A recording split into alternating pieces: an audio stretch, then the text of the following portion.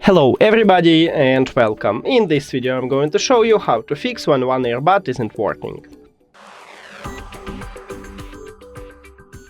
You have to start by put your earbuds to the charging case, and after that close the case. Now your earbuds should disconnect it from the phone and we can see it at the device list.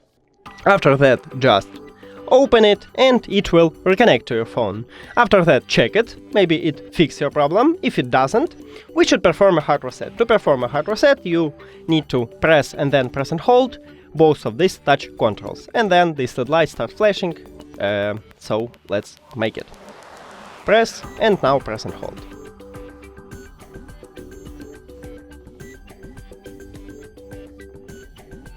Here we go.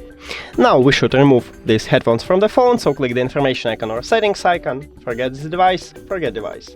If you have Android, click pair new device, and after that these earbuds enter to prank mode automatically, so we can see it at the device list, just tap on it and we did it. Thank you for watching this video. If you found it helpful, please consider subscribing to the channel and leave the like on the video. See you later!